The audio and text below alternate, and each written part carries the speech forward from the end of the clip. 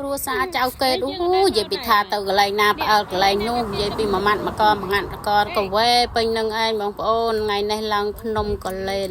ហើយឡើងភ្នំកលែនរាល់ដងខ្ញុំដូចជាមកបាន3លើកទាំងលើកនេះហើយបងប្អូនក៏ប៉ុន្តែខ្ញុំមកលើកជើងមុនគឺគេអត់ទាន់សម្អាតព្រោះត្រាយកន្លែងពោយតខុនេះទេបងប្អូន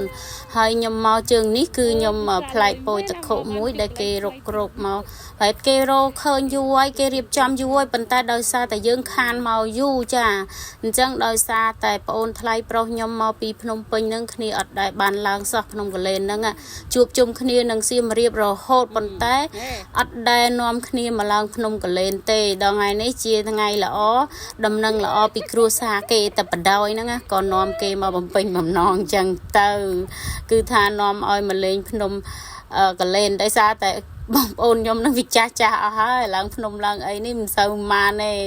រាំងបុកពោះដែរនឹងបងប្អូនក៏ប៉ុន្តែដោយសារតែគ្រួសារជួបជុំល្អហើយមកគ្នាច្រើនអញ្ចឹងក៏សប្បាយដោយសារគ្នាចង់ឡើងមកតែ2នាក់គ្នាគេក៏អត់សប្បាយអញ្ចឹងហើយតើតមានបងប្អូនអមដំណើរដែរបានសប្បាយតែអត់ខុសបំណងទេបងប្អូននិយាយទៅបងប្អូនខ្ញុំនេះណាចង់ជួបជុំនៅជើងភ្នំជួបជុំនៅក្នុងក្បែរផ្ទះក៏សប្បាយដែរឲ្យតែបានទៅណាមកណាជាមួយគ្នាអាការដើរលេងទីណាកន្លែងណាมันសំខាន់ទេតែអ្វីដែលសំខាន់គឺឲ្យតែបានជុំជើងគ្នាគឺសំខាន់មែនទែនតែម្ដងណាបងប្អូនណាហើយថ្ងៃនេះដែរគឺថាមកលក្ខណៈគ្រួសារធំតែអត់មានកូនខ្ញុំហើយនឹងកូនបងស្រីប្រុស2នាក់នឹងវាកន្លោះអស់ហើយវាអត់សូវចង់ដើរជាមួយយើងហ្មងទេវាថាកន្លែងហ្នឹងវាធ្លាប់ទៅហើយអញ្ចឹងចាំពេលទៅសមុទ្រអត់មានឲ្យអាខានពីវាទេអញ្ចឹងបងប្អូនឥឡូវនេះយើងមកមើលថាតើខ្ញុំថ្ងៃហ្នឹងគឺបានអីខ្លះបងប្អូនទៅជួបជុំគ្នាប្រហែលថ្ងៃហ្នឹងមិនមានបានអីប្រហែលទេតែសំខាន់គឺបានដេកប្រាជ្ញ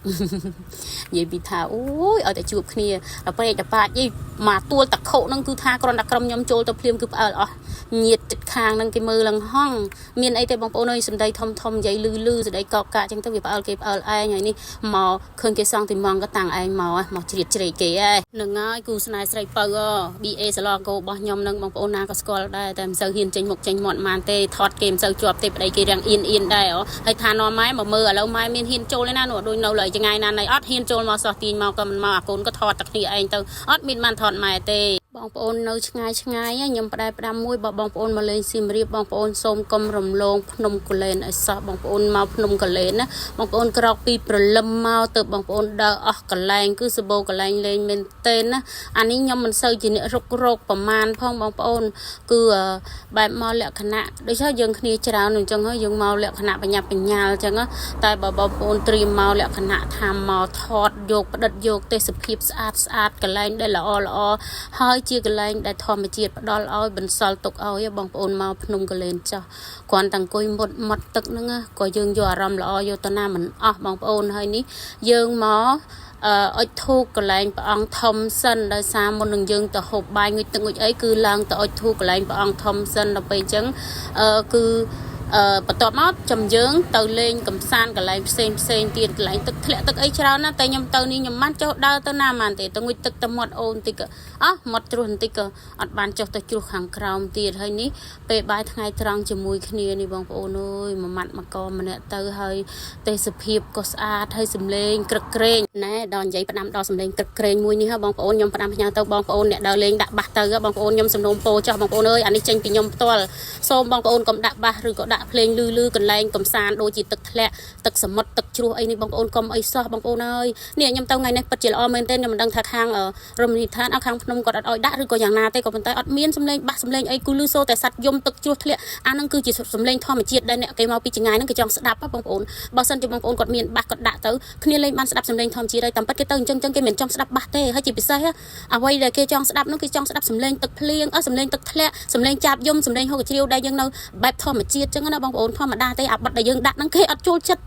ហើយជួបទោះបីជាគេចូលចិត្តអីយ៉ាងណាក៏ដោយតែវាបាត់អាសំឡេងធម្មជាតិអស់អានេះជាពីខ្ញុំទៅឲ្យបងប្អូនយកទៅពិចារណាទៅបងប្អូនបើមិនជឿសូមយកទៅពិចារណាទៅថាខ្ញុំនិយាយត្រូវអត់ធម្មតាទេហើយខ្ញុំជឿថាបងប្អូនភាគច្រើនគឺគាត់គិតដូចខ្ញុំអញ្ចឹងអារឿងថាយើងទៅដើរលេងយើងដាក់បាសនេះគឺថ្លង់ស្ដាប់អីអត់បានហើយចង់ស្ដាប់សំឡេងទឹកធ្លាក់ក៏លេងបានទៀតហើយបើទៅសមុទ្រចង់ស្ដាប់សំឡេងអាទឹករលកក៏ស្ដាប់មិនបានទៀតឥឡូវបងប្អូនយកទៅពិចារណាទៅសុំហើយសុំចិត្តទៅបងប្អូនអើយកុំទៅណាកុំដាក់បាសព្រោះបាសហ្នឹងបាត់ដែលយើងចាក់យើងថាបរោះយើងរំភើបហ្នឹងគេអត់បរោះជាមួយយើងក៏មានដែរអញ្ចឹងហើយបើបាសមួយមិនប្រហែលទៅវាមាន បាក់ពី3បុកគ្នាទៀតដឹងខ្ញុំស្ដាប់អាណាតអីទេអញ្ចឹងក្នុងវីដេអូមួយនេះខ្ញុំសូមផ្ដាំផ្ញើទៅដល់បងប្អូនយើងមេត្តាទៅលោកអូយកុំយកបាសទៅតាមអីទុកស្ដាប់នៅផ្ទះយើងហ្នឹងហើយបើច្រៀងចង់ច្រៀងទៅច្រៀងក្រៅអូខេនៅក្នុងបន្ទប់ក្រៅអូខេទៅបាត់យើងអីយើងស្រឡាញ់បាត់ណាយើងដាក់បាត់ហ្នឹងណាមែនណាបងប្អូនណាឥឡូវយកទៅពិចារណារឿងខ្ញុំនិយាយមួយទៅនេះចូលមកដល់ធម្មជាតិយើងពេលចុះទៅវិញបងប្អូនអើយបងប្អូនមកមើលធម្មជាតិជាមួយខ្ញុំ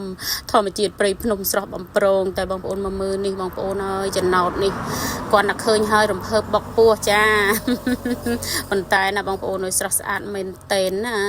នេះហើយការឡើងចុះហ្នឹងក៏មានសណ្ដាប់ធ្នាប់របៀបរបបក្នុងការឡើងមានម៉ោងឡើងមានម៉ោងចុះយើងអត់បារម្ភទេ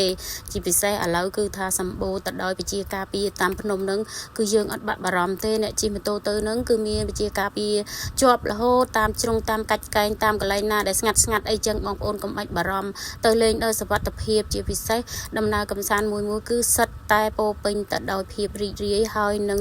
ដិតយកនៅអនុស្សាវរីយ៍ដ៏ស្រស់បំព្រងត្រឡប់មកផ្ទះវិញចាសម្រាប់ខ្ញុំថ្ងៃនេះក៏ដើរកំសាន្តនៅលើភ្នំគូលែនគឺចប់ដែរហើយបងប្អូនហើយចង់ឲ្យបងប្អូនមកមើលទេសភាពជើងភ្នំគូលែនពេលដែលយើងចុះមកវិញគឺយើងថតបានស្អាតចឹងណាបងប្អូននេះខ្ញុំថតបានតិចតួចទេបងប្អូនតែចង់ផ្ដិតឲ្យបងប្អូនបានឃើញខ្លះអានេះជាកន្លែងខ្លះទេបងប្អូនតែមានភាពអស្ចារ្យច្រើនជាងនឹងទៀតអរគុណច្រើនបងប្អូនដែលបានតាមដានវីដេអូមួយនេះអរគុណច្រើនហេងសូមសុខ